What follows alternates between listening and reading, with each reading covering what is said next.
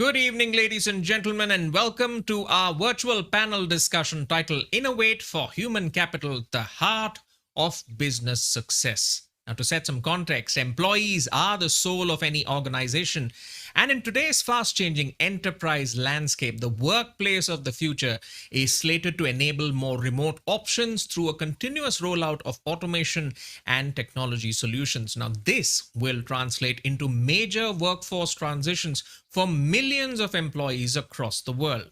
In this context, I'm reminded of a quote given by the former CEO and chairman of Continental Airlines during an interview to the New York Times in 2001. And, after spearheading a renaissance of the company, Gordon Bethune said that it's not an accident that the best places to work are also the best places to make the most money. Now, these words are as relevant today as they were 2 decades ago and serve as a reminder for C suite executives that designing and delivering a great employee experience, or EX, is not just good for the workforce, but great for the business as well.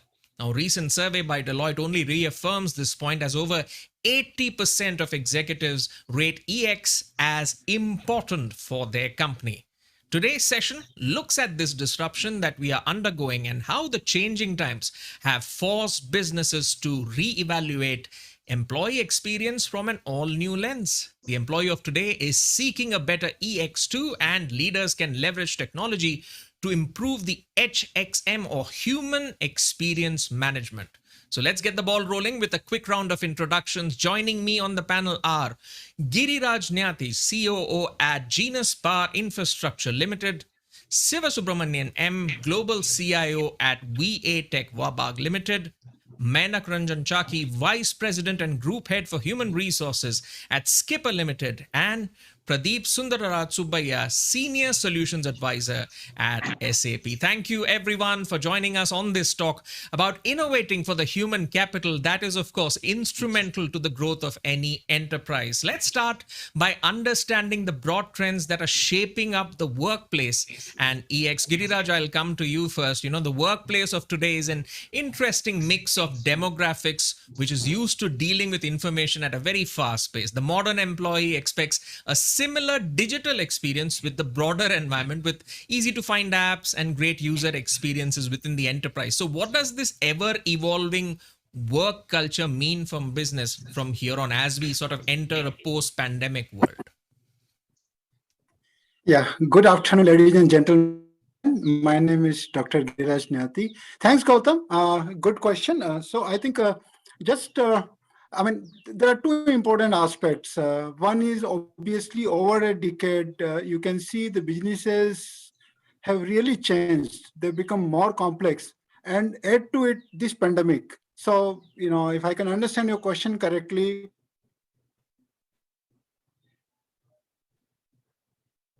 Giriraj, we seem to have some problem with your connection. If you could repeat that sentence. Giriraj, if you could repeat your sentence. Unfortunately, we lost you there for a minute. Could you repeat I will that? do that. Yeah, sorry. I think I will change my connection otherwise. Sorry for that. Am I audible? You are audible. Go ahead right now. Okay. Thanks, Gautam. So what I'm saying is that, I think over a decade, the businesses have become much more complex. We all know about it. New businesses have evolved. There have been major innovations in processes and technologies, and from nowhere, the Olas of the world, kind of businesses which were unthinkable about a decade ago, they've emerged. And they all emerged because of the human desire to obviously make life much better, simpler, and use the modern tools that technology provides. Now, add to it this pandemic, which has really, shaken the entire, mankind. So from a business perspective, I think it's a well-known fact that companies who are able to innovate, who are able to kind of do things which are different and create a differential model to customer is something which is extremely important. Gone are the days where you could talk about companies lasting for 30, 40, 50 years and doing the similar kind of business. Now the life cycle of businesses also shortened. Now, what does that mean to the people who are running the business? All the stakeholders who are running the business. If they don't evolve, if they don't change, then the writing on the wall is inevitable. It's very clear. Now, what that means to the employees is that and the businesses thereof, that there are two aspects of the equation. We all have read in management books. Okay, you have got product and services. You provide goods to your consumers, and if your product and services are not good enough, then the consumers will be swayed away. They'll all run away. Now, look inward. Now, if your system processes, which are not good enough internally in your company, then you have internal stakeholders, which the most important of them being your employees. So it is extremely important the experience that an employee gets internally in your organization. That's very, very important, because then there's a direct connect between the expectation a customer is having with your products and services and the way your employees, the experience is adding to that. Now, just want to, for the sake of audience, one thing which I have spent half of my career in research and half of my career in operation. What that means is that I worked with the high class people, PhD holders from reputed institution on one end, and then the white collar and the blue collar worker on the other side. Okay, so one thing is very clear, that there is no panacea. There is no one. You can't generalize everything. Everything, system, processes, we can talk about it. Science, 2 plus 2 will always be 4. Apple on this earth will always fall down because of gravity. But when it comes to human factors, then when you map emotions, two people given the same circumstances may behave differently, or a same person in over a period of time within the same circumstances may behave differently. So what I'm saying is that yes, the experience that you Gautam, you have spoken about, yes, there are challenges in the businesses as I listed over a period of time, and pandemic now being a lot of more challenges and manifestation of that in terms of work from home, as we all know about it. But under these circumstances, the most important thing for the company is how to retain and how to, first of all, get the good talent and then retain them, and also use their talent and their inputs to improve processes. The new paradigm nowadays, you can't have unilateral decision making within HR paradigm also.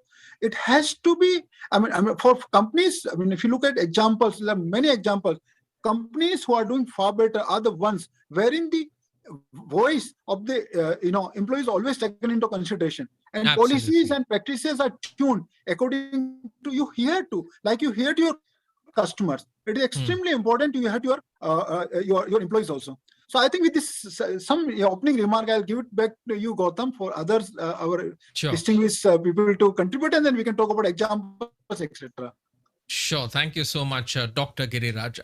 So as I understand from what you say, at the end of the day, I think every employee in a sense has become a product manager, right? Because the enterprise is geared towards serving the customer and making sure the entire enterprise works together towards that end. So which means the enterprise also needs to view the employee from the lens of enabling them to do that job. And whatever measures that they take, it needs to be taken in context of what the employee is expected to achieve in service of the customer. Let's get in some responses on that viewpoint as well. Menak, your thoughts on that? And in addition, today's employees are seeing the impact of automation and the importance of upskilling to meet the requirements of future jobs. So has training and reskilling become a strategic priority that organizations are investing in? Thanks, Gautam, for your question. Thanks, Dr. Giriraj. I work for an organization which is basically purely industrial manufacturing based organization. We have two verticals. One is we produce engineering products, we produce polymer products, and we have EPC businesses. So during pandemic, there was sudden different thoughts which came to all of us, suddenly to all of us our mind, that what should be the future of business? What should be the future skills required for a large organization which is manpower heavy, and manufacturing setup is quite heavy with a large number of money, right? So obviously, nowadays, during the start of pandemic, when we are getting into hybrid model of work, so we started rethinking about how to automate the process more and how to reskill our employees in terms of new technologies. Before pandemic, the word called Industry 4.0, it was something like, something will be happening. But post-pandemic, it is a part of life now. So obviously, organizations like us are investing heavily on technology learning. Earlier, learning development was more or less into three major parts. One is classroom-based training, on-the-job training, and behavioral training. Now, all the classroom-based training now, has changed into digital-based classroom training. So there is no concept of classes. So the product process, everything has gone into digitized mode, right? With different platform, new LMS, new product, new ways of content development, new partners, things got changed. So organization has started heavily investing into new generation of learning methodologies. Along with that skills are also getting changed. If I work with HR for quite a long time, so earlier when I hired a recruiter for, with an HR skill, so I used to see that how good is he in searching, the CVs and resumes from different sources. Now in manufacturing also, people have started using ATS. They are also looking for AI-based learning. So the skills, now these are also getting changed because this is the way of future, and future of work will be like that. So for each and every job roles, definitions of the skills are getting changed now stage-wise. Interestingly, if you invest behind your employee or not, employees are much more smarter than us, and I respect them, right? Informations are available. Every training modules are available. So they are learning faster than the organization also. That I appreciate. And that is there is the risk for us. If you learn faster than the organization, then the chances of attrition is higher. So now it's a competition. Who learns fast? Who will invest first? Whether the employee or the employer. If employee will learn first, then you will be the loser. But if employer will help you to learn, so there is some emotional intelligence and emotional connect there that I'm helping you to learn, you stay back. But that could be a virtuous positive cycle as well, right, Manak? If your employee learns more about the enterprise, Absolutely. He or she learns more how to develop value for the enterprise, which in turn, if the enterprise rewards them for that, it's a positive cycle for both parties involved. Absolutely. There are lots of young, millennials. During pandemic, they have done almost around 6-7 courses. So they came up with certificates that, sir, now I'm certified with this. What will be my new role? So I was not ready for that role. So I need to reskill myself also, that where do I put them, right? Because they are faster than me. Not only me, it's happening in every organization, because once you work with millennials into manufacturing or IT, they're very fast. Informations are available. They're very quick to learn, eager to learn. So it is good for the organization also. If your organization is also progressive to learn with the change and the future of the jobs, so it will match. Else, you'll have to think for reskilling with the new set of people, right? Absolutely. So that is awesome. It's a nice experience. And this entire disruption is a big learning, right? Other than that, health issues, the organization has learned a lot. People learning is continuous, and this change management, learning with the crisis, everybody is learning together. So it's in learning in chaos. It's so energetic. So, there are so happy moments are also there, so it's create engagement and bonding more.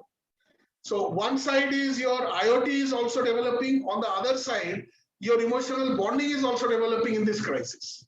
Well, your information quotient and your emotional quotient, everything's coming together. And as the saying goes, knowledge is power. And when we come to talking about knowledge, of course, technology can't be far behind. And in the era of big data, it's all about structuring that data to leverage insight. So Siva, I'll bring you in to talk more about that. How can employees across, say, diverse functions in large companies play their part in structuring data effectively as, say, they collect, maintain, and process it, and it all comes together to improve business performance? What's the way to do it? Okay. Hi, good evening, and thank you for the question. I think Manik has very clearly said that people of the worlds of Ola and Uber have spoiled the employee experience to the organization. So, what happened is because of this, the organizations or the CIOs or the IT heads are under pressure to deliver the similar kind of solutions to the organizations, even when you do the business, even when you look for an ERP. So they don't want to have so many transactions in between going through the systems. I just want to say, I don't need to have even a training for any newcomer. So it should be like a plug and play. So everybody should come and they just will have to, the navigation, everything has to be very seamless. Employees have become customers, so to say, Yeah. for IT heads. that is one. I don't know when the ERPs of the world is going to come up. I think Pradeep is there, so maybe I think you can adapt. Like, what is the plan for you guys to come up with the instead of having the T codes and stuff like that, just to have the transactions seamlessly. See, if you look at the employee's perspective from the organization for the business value, so there are a couple of things we need to consider. One is on the structured data, where it is going to come properly from the ERPs of the world or other transaction systems, and there are most of things to do with the unstructured data. That is where the entire bunch of things comes into place when somebody wanted to take a decision or somebody wanted to perform their duties. So recently we've just done from the user experience perspective, we are in the stage of upgrading everything to the digitalization. So we are basically into the water treatment technology company. So we do anything and everything related to treating the water and recycling the water. So which is the man's basic need. So what happens is, recently we moved from 2D designing to the 3D designing. So people are more enthusiastic and like Manik said. So the kind of age you are a older person, so your learning capability is obviously is kind of not competitive to the millennials. So I wouldn't say that. You'd be surprised. Not everyone is like Gautam, right? So the general trend. So reluctance from the kind of experienced people, it obviously comes into the important play, because millions will have the kind of enthusiasm and the kind of inclination towards learning new things, and that is how the entire smartphones and the Apple phones have made our life easy. So in the lighter note, if you look at who's your highest technology partner or the technology provider at your home, if you would be the youngest kid, would be the fastest learning kid, where you'll say that Napa, even my daughter used to have so many videos and stuff like that. So where do you care? How do you do this better? She says this is the app, and which is I never explored that app. So you have a ready base. You're saying millennials present you with a ready base in terms of learning and understanding processes quickly, which you can then develop and help them structure with data, whether it's your frontline sales team or the backend team. And even for the moving force also, so we want to keep kind of tracking them from sitting at the central locations, and we have implemented recently a couple of things where we want to monitor most of the people who are on the field, where actually they were there or not. So there are a couple of applications which is developed, and which is again it's giving real-time basis kind of thing to monitor it. Mm-hmm. So to come back to your question in a short, I think there are two ways, like big analytics and big data. One is unstructured and structured. I think it depends on the performance of the particular job profile. It depends, and the expectations from the employees are as like Ubers of the world. So why should I get into many places, venture into, and then identify and dig out so much information? So I should be. So we have done something like enterprise search. So if you wanted to search something, it's like a internal Google. So you search something, That's interesting. it should come, then you can categorize of what are the documents and what is the information looking at. A knowledge repository for the entire company, an internal search platform for any employee to search and, well, develop on whatever they are working on. And of course, the information is ready for them to use. And as you say, millennials are anyhow technology friendly. And I will disagree with you on the fact that, the older generations, they're not up to it. In fact, I found them much, much more keen, because I think somewhere they also understand that it makes their work more productive. It's a new world and they're getting more comfortable with technology. Since the past 2 years, everyone has been locked down. They've kind of gotten used to, well, how technology works in a couple of people have done so much certifications that it's in double digits and triple digits. So no wonder edtech players are having a fantastic time these days. But taking that conversation forward from Siva, let me bring you in, Pradeep. How can the workforce leverage digital platforms? Since we're talking technology, how can they leverage digital platforms to develop a more collaborative environment and help build trust, so that employees find, process, share, and use the pool of information available for innovation, both at the individual and enterprise level? In a way, it's about co-creating value, right? As I mentioned earlier, that every employee in a sense has become a product manager. So the role of the enterprise is that we give you all this information, you take your time, you process it, and you see it where value can be built. And if someone comes up with a process that works, the enterprise has something which they could actually experiment and scale up across the enterprise. Pradeep, if you could unmute your mic. Yep. Thanks, Gautam. Go ahead. Thanks for the question. Yeah. So, as we just heard from all of them, right? Mayank, Dr. Giriraj, and Shiva, about the changes they've been seeing at their organizations in terms of how things have changed from the past to today, right? And things have also largely fast-tracked in the last 2 years.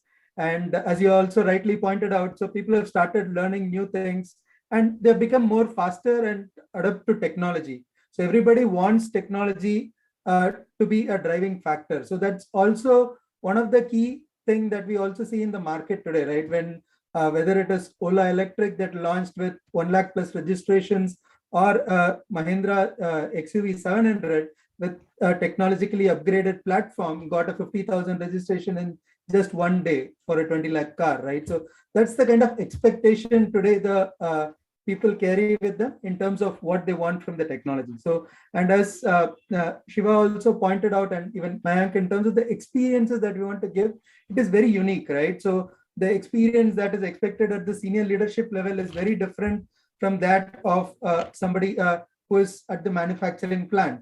But then the platform should be agnostic enough to actually address all these nuances for each of these users. So what we're talking here today is change from the traditional way of asking things in terms of how we are doing, where it is largely focused on how the organization's policies are and structured around. We are moving towards more employee-centric culture, right? Where it is focused around the individual employees in terms of what is of interest to my employees. Like, how are you doing today?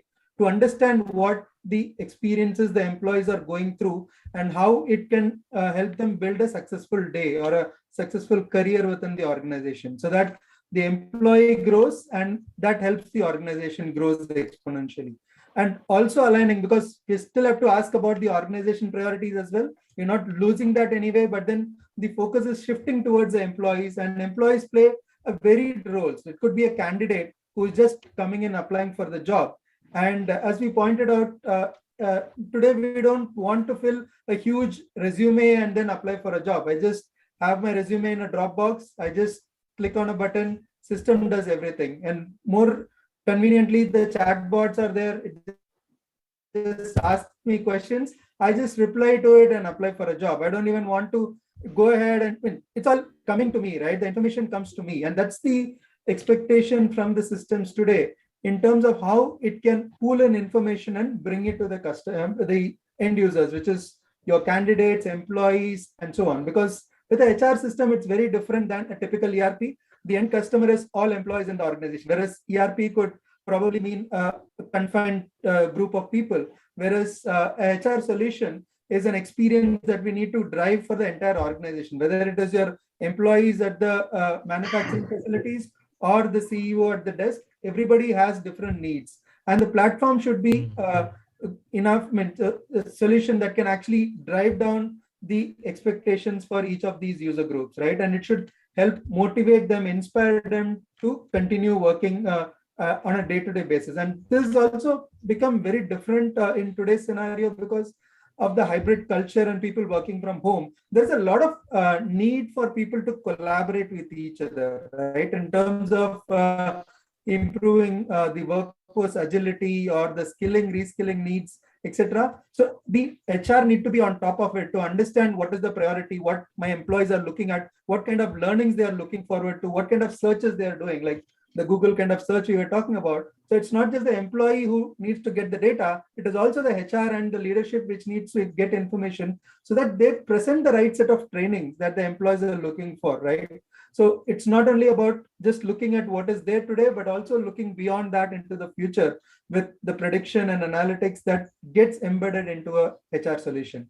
And not just that, just to add one more point, it's about going just beyond employees and connecting each other together, right? So we all crave for connections, right? Especially today, we all want to go out and meet people as much as possible. But then at the same time, we have to keep in mind about the social distancing and other stuff. So we need to have connections. We also need to build in a transparency so that employees can come forward and collaborate. So that's where SuccessFactors also comes in with a platform that can actually kind of help employees achieve these things that we are talking about today.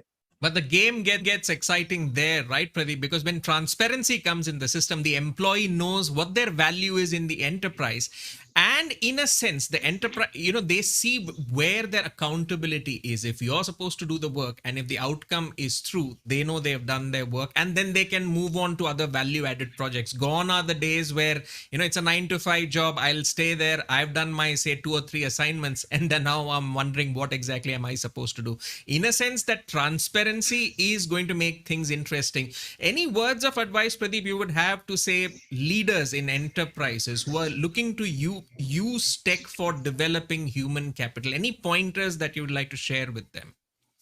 So when we talk about this tech, right? So like I said, like we should be looking at something much beyond what we are having today, right? In terms of providing these opportunities, as you rightly pointed out, people are looking not just what they are supposed to do. They're also looking at transparency, looking at what they can do to upskill themselves, because everyone needs to be upskilling themselves and be ready for the next set of opportunities. So that's where tools like Opportunity Marketplace, which we released recently, helps the management to really present the employees with the opportunities that they can really look forward to. So as an employee, as an employer, you can publish them what projects are available for employees to take up. So I have 2 hours free today. Can I take up a project and work on that, right? So I look up my skills. If the skill matches, the project gets allocated to me, I complete and move on. And that way I also get a sense of satisfaction. At the same time, visibility to the organization and a sense of accomplishment for the employee as a whole. Yeah. Absolutely. That's a fantastic idea. It's like taking some of the best parts of the gig economy and integrating or grafting it within the enterprise so that at the end of the day, the employee can, in a sense, go to that marketplace, the opportunity marketplace, and see some interesting projects and say, hey, I'd like to work on that. And in a sense, it also prolongs their association with the enterprise as the possibility of a burnout probably gets mitigated. Let's also explore the mindset aspect of this discussion, and I'll bring in Dr. Giriraj for his views. Dr. Giriraj, while almost every organization has embarked on a tech journey to keep up with the needs of the sort of a new world order that emerged with this pandemic, a change in the mindset on the part of the workforce, that's seen as an imperative to harness the full value of digital investments. But it is still a challenge, because if you operate in analog industries and suddenly with a high degree of speed, you expect your entire employee base to become digital, it's quite challenging. So how do you address those challenges? Any examples that you could give us? Thanks, Gautam. Again, I think, Gautam, I work for a large manufacturing company and in high technology field. And we employ about close to about 3,000 blue collar workers. And let me tell you, share a success story. I made an earlier remark that the organization's ability to carry along with your people, basically your employees, is a very key factor in making sure that you become successful in the marketplace. There's a direct connotation. And gone are the days when there used to be debates. Uh, Fine, we talk about tools, techniques, softwares, etc. Now, let me give some practical examples wherein what we try to do. We try to empower these people. We try to we give that pride to these people that, guys, this is your industry, that's your product. What is our goal? Our goal, fine, we have rules, regulation, mission, everything is fine. But end of the day, who pays us the salary? It's the customer. Okay, if the customers aren't happy, then nobody is happy. Okay, so we try to as you very transparency, we try, down to the last rung of the organization, we have open houses and tell employees that where we are going, which direction we are going to. And when then we bring them, we listen to them and try to. And another factor is that the entire senior leadership team is tuned to talk to people and be approachable, and really see, it's not the supervisor, it's not the manager. These are the people on the line who are, because if you make one single wrong connection, then you've got one product which is coming back from the market.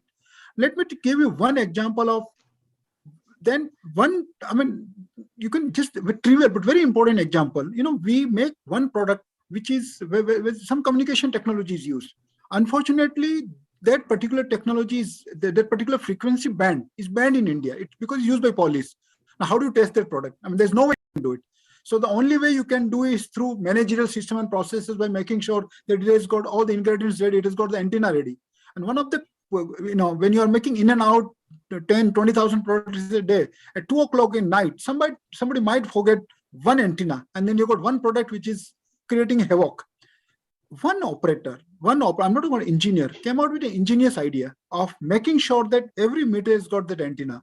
What he did was that he just put a proximity sensor, okay, to sense that antenna and linked it with a screwdriver. Very, very mundane technology. Yeah. So if you are missing that antenna, the screwdriver will not operate. But, it was remarkable. Look at the power of employees, the power of it's maybe engineer could have thought about it, couldn't have thought about it. But that's the beauty of making sure. Another aspect, Gautam, which is again success of organization, largely depends on, is that when we talk about tools, techniques, automation, the first thing, and it's I won't blame. I mean, the first thing that comes to mind is that the basic motive is to reduce manpower. Always it's the most hated resource. That's not true. I think we got to, if you are able to convince your employees the direction that these tools and techniques are there to help them to improve the product quality, because then company will grow. When company grows, everybody grows. So you're talking about training, you're talking about upskilling. Now, Manek very correctly mentioned about the industry 4.0. Now, this is something I can just cite you two very exciting examples how things will shape up in future. Guys, 5G is knocking at the door, and I don't know, most of you are, again, for the listeners, it's kind of it's a radical and a fundamental change. It's going to change the entire world. I'll just give you one example. You have Ola, Pradeep very correctly mentioned about Ola scooter success story. Electrical scooter, what will 5G do? Okay, this technology, one example, practical, not science, sci-fi or anything. In a particular area, it will calculate, because the speed of the data capturing and data analysis and machine learning, AI, everything is embedded here. It will capture in a particular area how many scooters are passing through. It will calculate the energy, the battery level. Okay, I'm talking about a typical charging station based on a 5G technology. So in a particular area, it will, okay, how many scooters are passing? What is the charge level of their batteries? Accordingly, because keeping the charged battery is also a cost.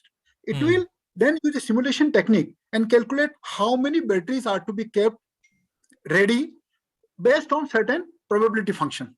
That's the kind of innovation, and that's the kind of change this technology is going to bring on the table. So I think what you very correctly said, it's a challenge, but at the same time, if you are, again, I'm talking about the blue collar, the kind of people who are, because we can talk about tools and technique, and for the software tools and technique, which are really helpful, Industry 4.0. But this example, which is eye opener for all of us, kind of things that it is the people who are, if you're able to, the company's vision, if you're able to translate into their minds and bring them along, then those are the kind of companies that are going to be winner in, and that's the way things, that's the way things will improve. And automation is an aid to their efficiency to improve customer experience. It's not a tool for a company to necessarily reduce the cost. Cost reduction may be a kind of a thing which will automatically happen, but not through reduction of manpower. If you are able to convincingly, play that, not play is not a right word. If you are convincingly able to, tell your employees about it and take them along, then you will definitely win. Absolutely. It's a group effort, and it's also a testament to great leadership if they can drive that vision across the entire enterprise. In a way, it's similar to cricket, right? Every captain has a certain approach, but you see certain captains are not just good, they're great because they can translate that vision and make sure that the entire team is on board to make sure that that vision becomes a reality. And as Dr. Giriraj has mentioned, the nature of interaction between the enterprise and the customer itself is changing. As he said, if I have an Ola scooter and I get a, if it has inbuilt 5G, and in case I'm running low on batteries, it can automatically notify me about the nearest EV charging station and keep the employees there flagged off that there could be potential customers coming. So make sure there's someone there handling this. And I love the example which you gave of that antenna replacement. That's a testament to engineers.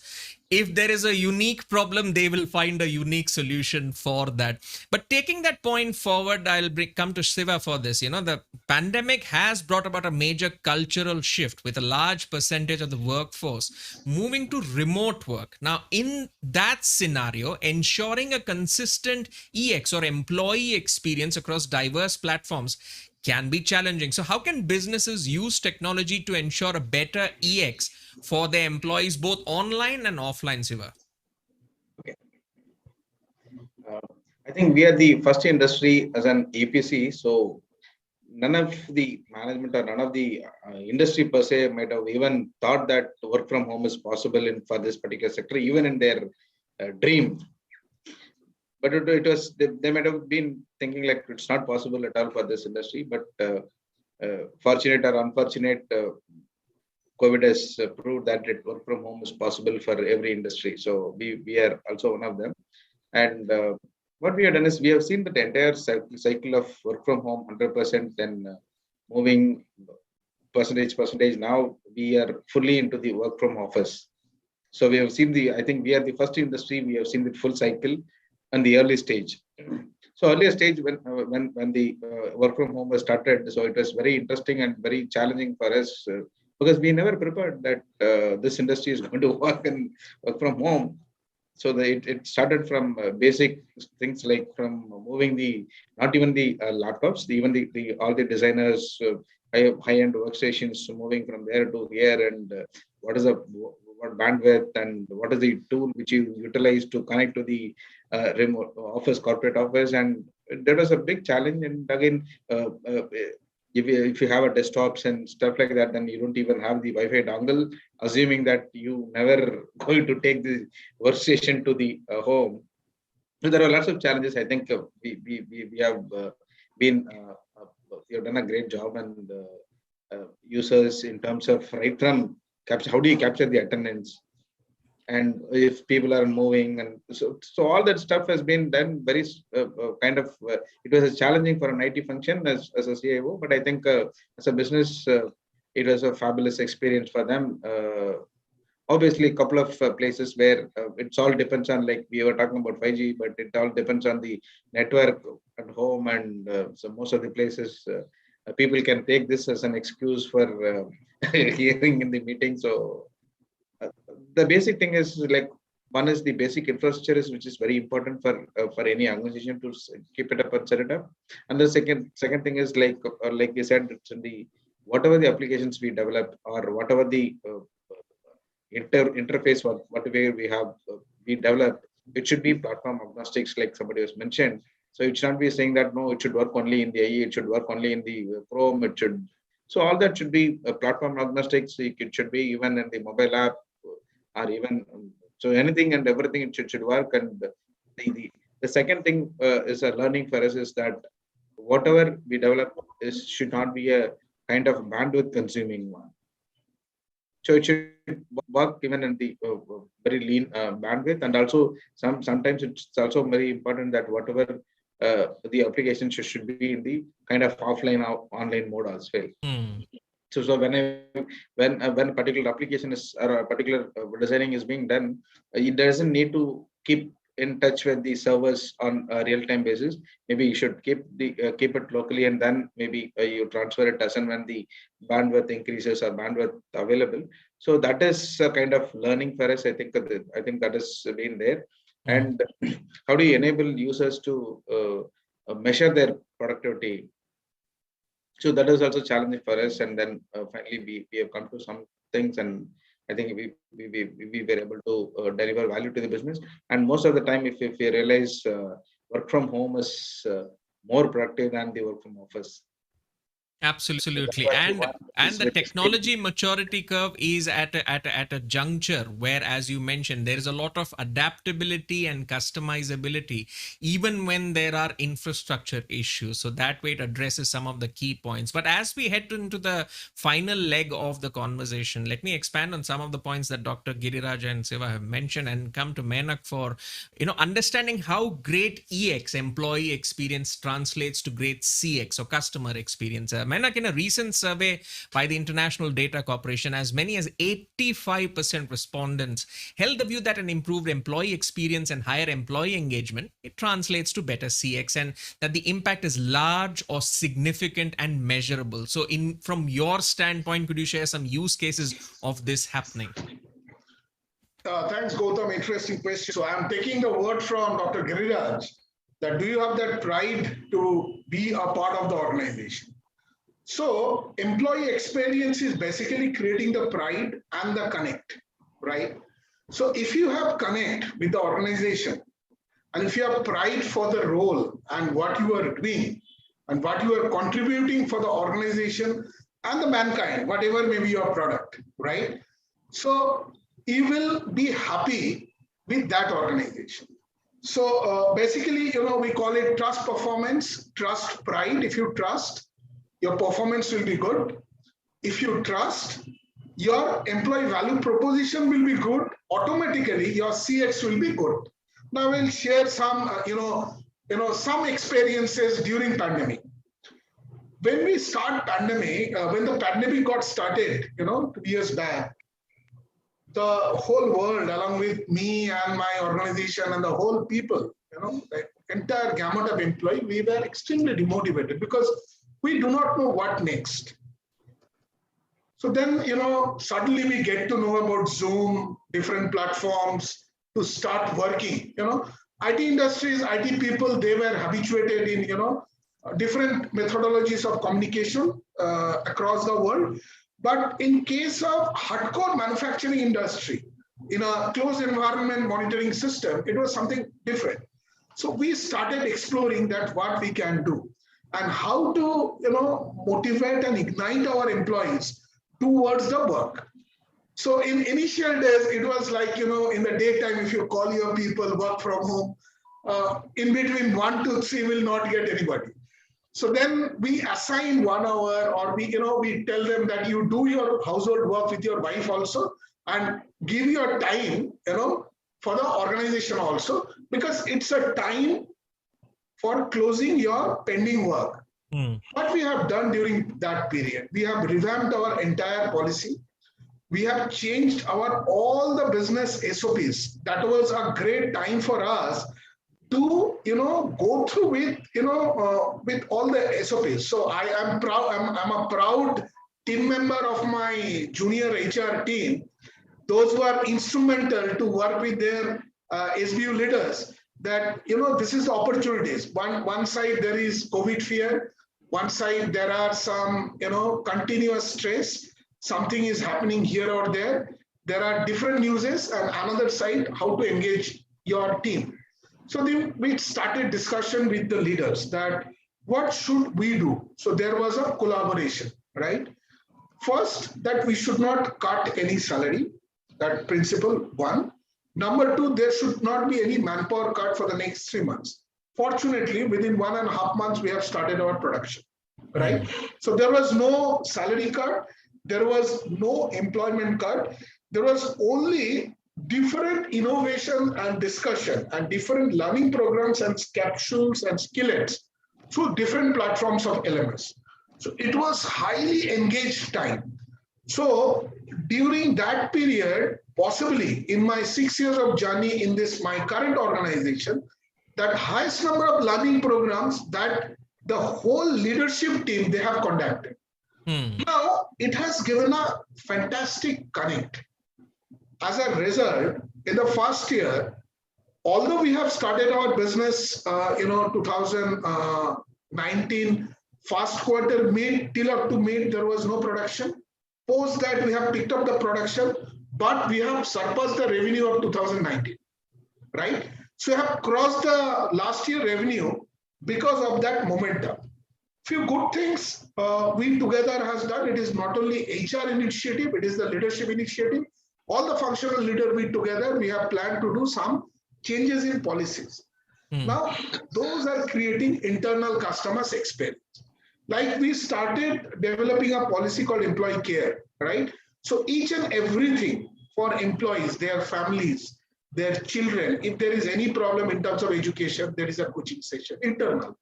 There is any health problem, there is a COVID care team. Finally, we have launched a policy which is known as COVID care policy. That is, if there is any case of, deceased case, other than all other benefits in the organization, his family will get a support up to 5 years, financial supports, and their kids will get support, entire education till up to graduation. Now, it creates a different experience to our employees. Honestly speaking, our attrition was lowest, even as it is least, because the trust which has developed during that period, and interestingly, we were more into in projects, in supply of, we manufacture transmission towers. We were more focused for Indian market.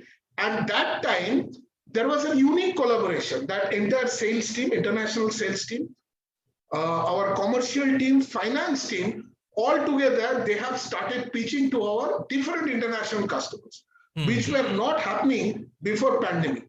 So our business line got shifted to domestic to international.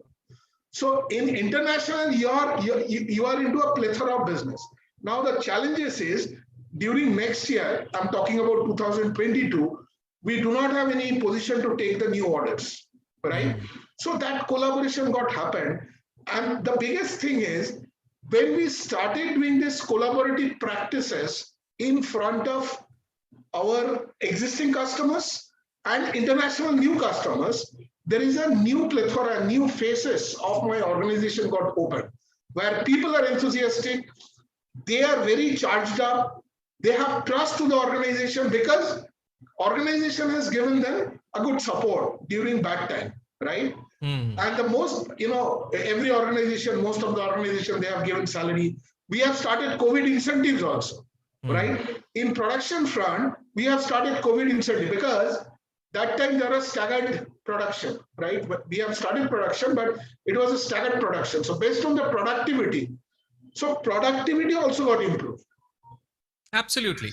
Because at the end of the day, if their needs are taken care of, they can focus on the job at hand and do it in the best way possible. So in a way, the fact that you brought all these guys in together, it subscribes to that rallying cry of Akla Chalore. Everyone marches on together in the service of the enterprise, the growth of the enterprise, and of course, the growth of the employees as well, where happy employees make happy customers.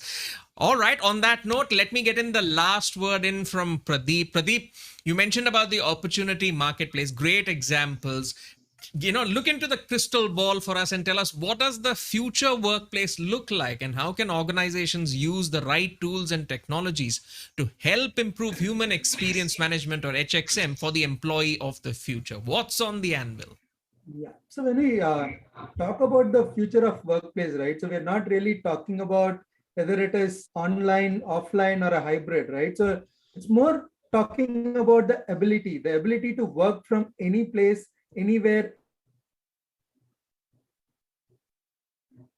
resonated from the team here also in terms of how each of them really took this opportunity to kind of channel the workforces and the resources to make it effective for their organization, right? So when you choose a solution for helping you through this journey, you should look at how personalized it is, because that is something that we have understood over this challenging phase, is that everything needs to be personalized, right? For individual needs, there should be targeted solution and flexibility that should be available to help you do that. Then the platform should be engaging and should unify everything. And when we're talking about HR, I'm just considering security and compliance is a given, because that is a basic hygiene. Whereas these are the things that is going to redefine the way the HR or the people transformations are going to go forward to.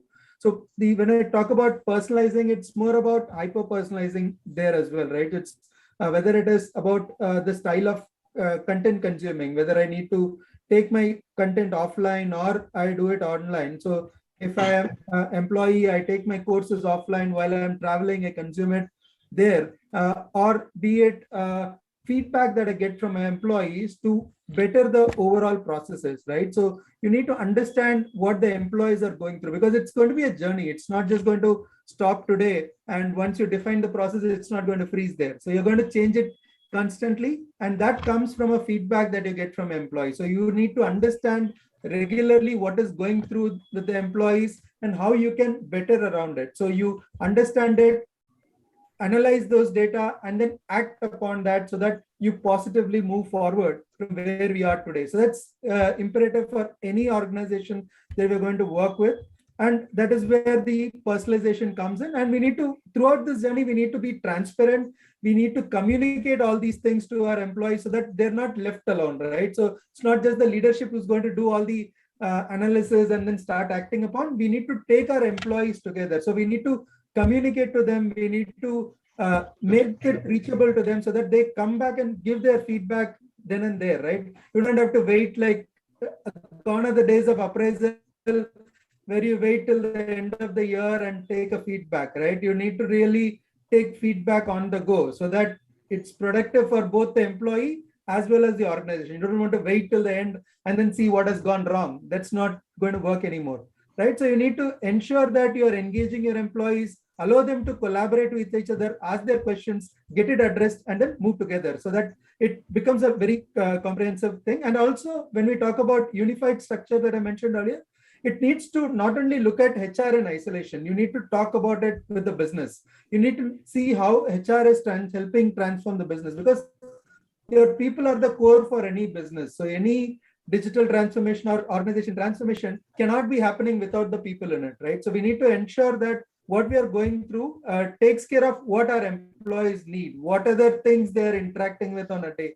So it cannot happen with the HR tool in isolation. It should something that should talk with other solutions that you have, whether it is your ERP system, whether it is your payroll system, or whether it is your attendance system, clock system, or even for that matter, devices, right? So whether it is your swipe systems and other things. So that you get all the information in one place and make your decisions based on that.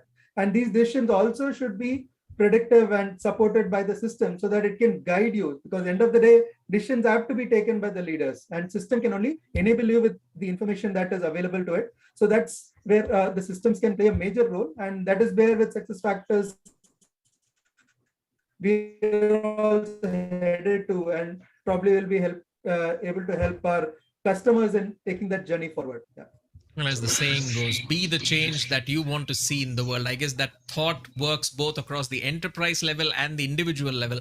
And I'm sure HR leaders are looking forward to very interesting discussions coming about, especially as employees increasingly look forward to their appraisals, where the transparency that data brings to the table helps them get a clear view of the value that they have brought to the enterprise. And if the enterprise takes it positively, it results in a much, much more productive and fruitful relationship between the enterprise and the employee. Very interesting range of conversation that we have had today, but unfortunately we've run out of time. That brings us to the end of this discussion titled Innovate for Human Capital, the Heart of Business Success. I'd like to thank all of our panelists for sharing their insights with us. And before we sign off, I'd also like to thank SAP for partnering with us for today's talk. We'll be back soon with yet another session. Till then, this is Gautam Srinivasan signing off. Have a great day, everyone. Thank you, Gautam. It was a great. Thank you, sir. Thank you all. Thank you, Mainak. Thank you, Dr. Giriraj, and thank you, Thank you. Pradeep. Thank you very much, Gautam. Thanks. Thanks all the way. Thank you.